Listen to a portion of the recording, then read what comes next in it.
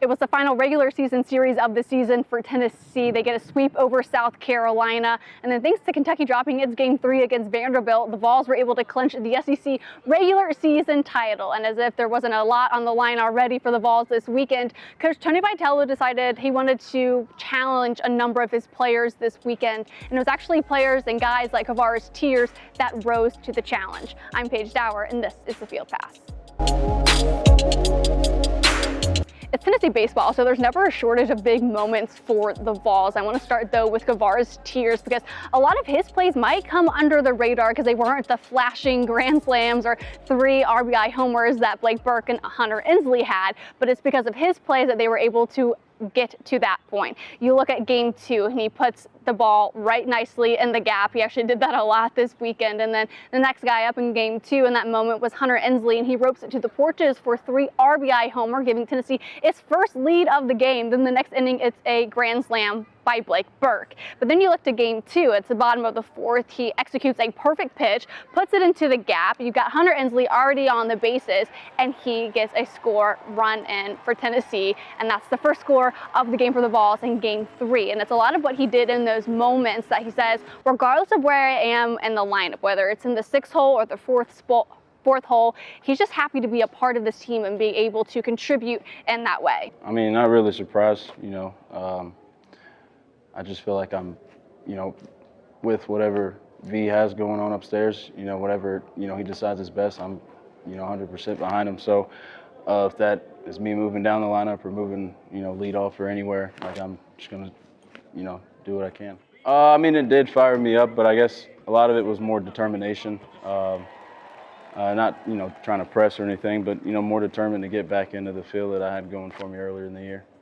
KT is, he hit a ball really good backside for homer, and Dylan absolutely demolished the ball to right. So I don't know if that had anything to do with it, the lineup change, but those 2 guys can hit in any order and just produce. And Christian Moore, who's having about as much success as a player can, actually took time to highlight what Kavares Tears did this series. And he actually credits that to the stubbornness that Tears has at the plate and how it plays to his advantage. His approach is really good. And he's real stubborn with it. Most people aren't stubborn with their approach, meaning like sticking with it and not changing it.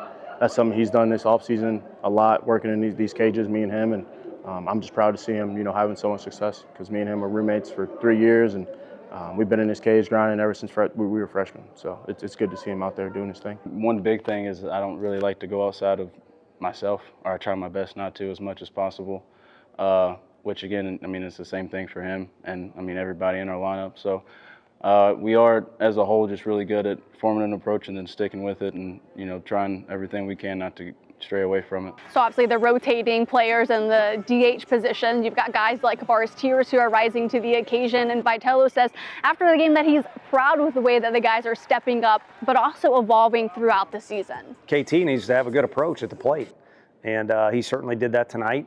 It started in here. He was very determined, and then kind of followed into his work during BP, and then in the game, even one of the at-bats that didn't go his way, you saw a good approach and a right mindset. And I think it's not just him. I mean, it depends on which game it is. This thing goes in cycles, and everybody in our lineup has a chance to be the best guy that night, and everybody in the lineup has a chance to maybe struggle that night in particular. And one of the best innings this weekend came in Game 2. Following that inning where Hunter Ensley put up that 3 RBI homer, it was actually his roommate Blake Burke who had his grand slam. He went several games without getting a home run and was able to do so in Game 2 against South Carolina. And I just took some video on the cell phone, and I kind of want you guys to see that moment.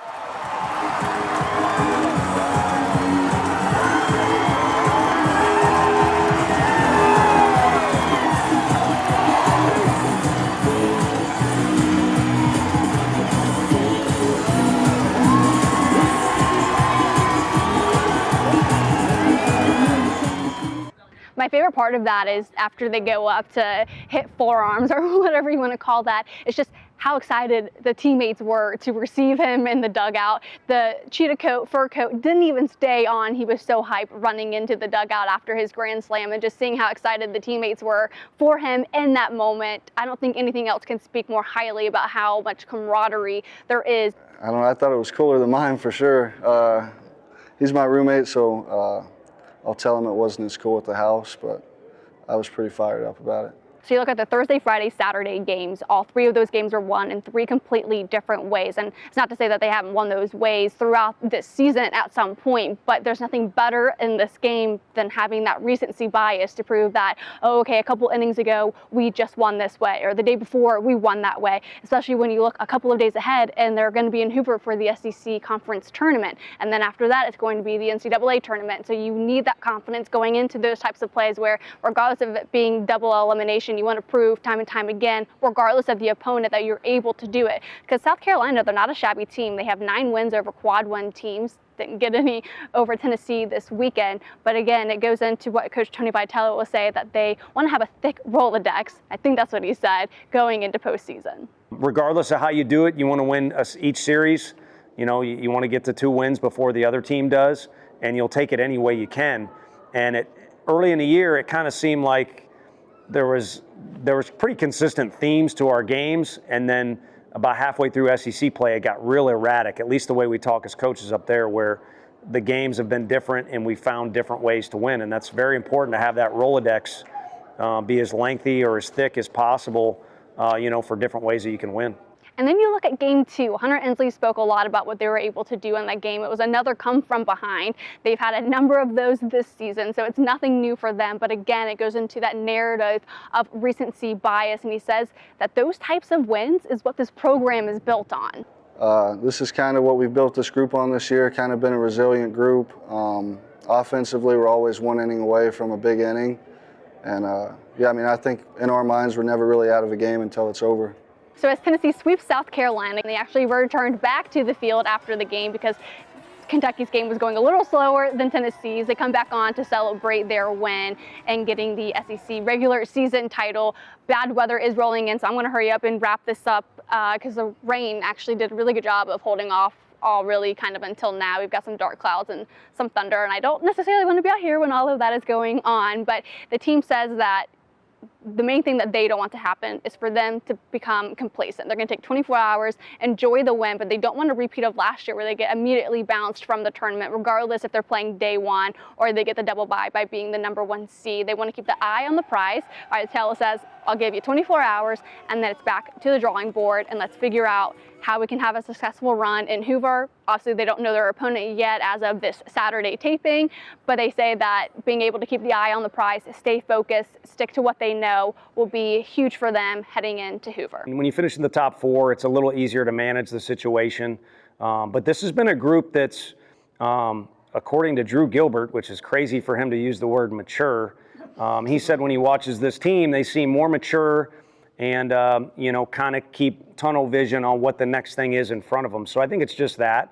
So you get 24 hours to do that stuff, and then if you're packing, you're packing. If we're practicing down there, you practice, and then we don't know our opponents, so, let's just be ready for whatever our next task is. Telling yourself there's a lot more baseball to play. It's March 18th or whatever. We're hoping we're still playing for another month and a half, however long it goes. So knowing that there's a lot of job or a lot of goals still left to go after, it's just a thing that we're just going to keep telling ourselves. So no better way to close out the regular season than to get a win at home that leads to a series sweep over South Carolina and also gives you a share of the SEC regular season title. They get a few days off and then it's on to the conference tournament in Hoover. But for now, this is all I got for you. Again, please subscribe. Thank you for watching and listening, and I will see you guys back here on Wednesday for an SEC tournament preview.